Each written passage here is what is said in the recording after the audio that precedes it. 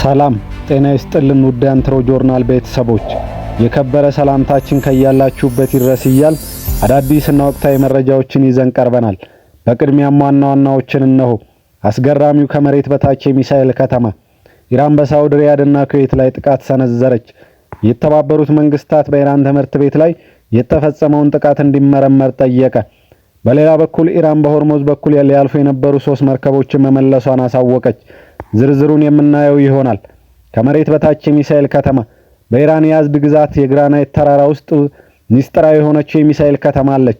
ይህ ቦታ ወታደራዊ ጣቢያ ብቻ ሳይሆን የማይበገር የመሬት ውስጥ ምሽግ ነው። ከመሬት በታች ያለን ወታደራዊ ምሽግ መደብደብ የሚችለው አሜሪካ ሰራሹ GBU 57 MOP ሲሆን እስከ 60 ሜትር ጥልቀት ባለው ኮንክሪት ውስጥ ዘልቆ መግባት ይችላል።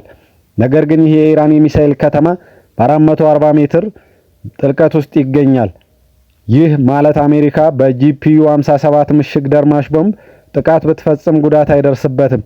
የዚህ የግራናይት ተራራ ጥንካሬው እስከ 125000 EDM ሲሆን ይህም ከተለመደው የተጠናከረ ኮንክሪት በ25 እጥፍ የበለጠ ጠንካራ ነው። በተራራ ውስጥ ግዙፍ የዋሻ ኔትወርክና የውስጥ የባቡር ስርዓት አለ። ሁሉም ግዙፍ የባላስቲክ ሚሳኤሎች በአንድ ቅጽበታዊ እይታ ከአንድ ቦታ ወደ ሌላ ቦታ ሊንቀሳቀሱ ይችላሉ። በተራራው የተለያዩ ጎኖች ላይ በርካታ የመውጫ መንገዶች ያሉ ሲሆን በቅጽበት ማጥቃትና መደበቅ ይችላል።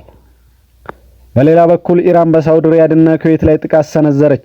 በመካከለኛው ምስራቅ እየተባባሰ የመጣው ቀውስ ከፍተኛ ደረጃ ላይ መድረሱን ተከትሎ ኢራን በሳውዲ አረቢያ ዋና ከተማ ሪያድና በኩዌት ወደብ ላይ ጥቃት መሰንዘሯ ተዘገበ። ይህ ክስተት በቀጠናው ያለውን የጸጥታ ስጋት ይበልጥ አባብሶታል።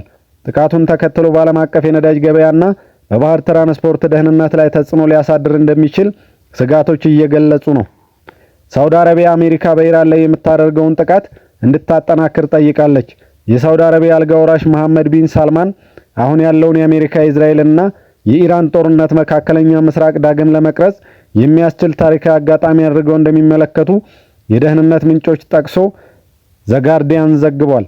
ሳውዲ ጥቃቱን እንዲበረታ የምትጠይቀው በቀጠናው ያለውን የኢራን ተጽዕኖ በዘላቂነት ለመቀነስ በማለም እንደሆነ ይገመታል። የተባበሩት አረብ ኤምሬትስ ኔቶ ሊያደርገው ያልቻለውን እርምጃ ወሰደች። አቡዳቢ የሆርሙዝ ደህንነት ኃይል አካል በመሆን የራሷን የባህር ኃይል እንደምታሰማራ ለአጋሮቿ ያስታወቀች ሲሆን በደርዘን የሚቆጠሩ ሀገራትም ይህን ጥምረት እንዲቀላቀሉ ግፊት እያደረገች ይገኛል።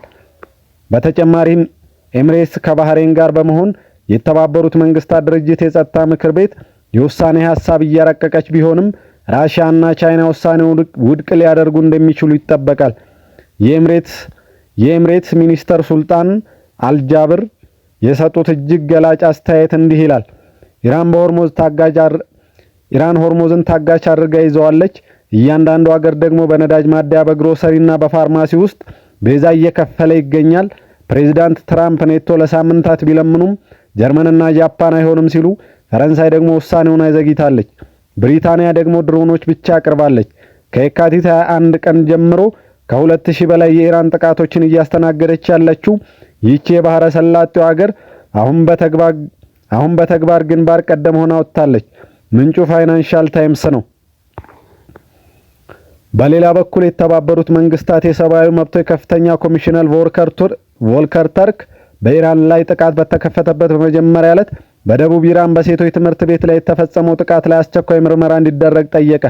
በትምህርት ቤቱ ላይ በተፈጸመው ጥቃት አብዛኛው ልጆች የሆኑ 168 ሰዎች መገደላቸውን ባለስልጣናት የገለጸ ሲሆን የአሜሪካ መገናኛ ብዙሃን መርማሪዎች የአሜሪካ ኃይሎች ባላሰቡት ሁኔታ ትምህርት ቤቱን ኢላማ አድርገዋል ብለው እንደሚያምኑ ዘግቧል።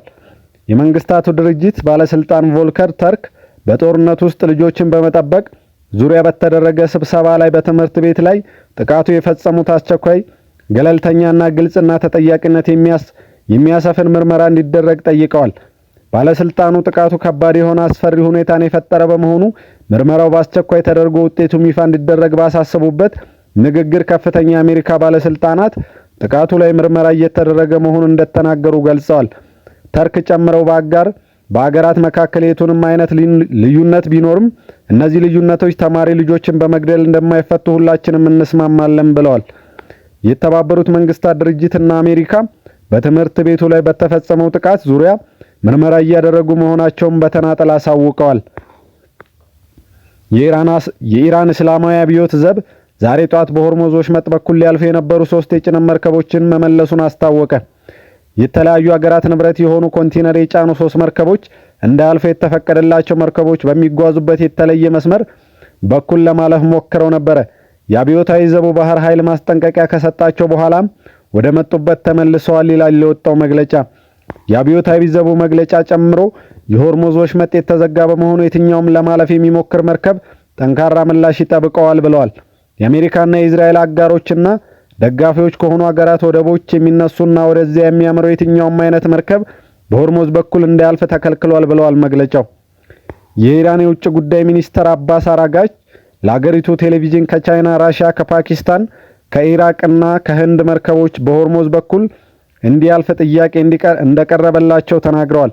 ጨምረውም በኢራን እይታ ሆርሙዝ ሙሉ ለሙሉ አልተዘጋም፣ ነገር ግን ለጠላቶቿ ዝግ ነው ብለዋል።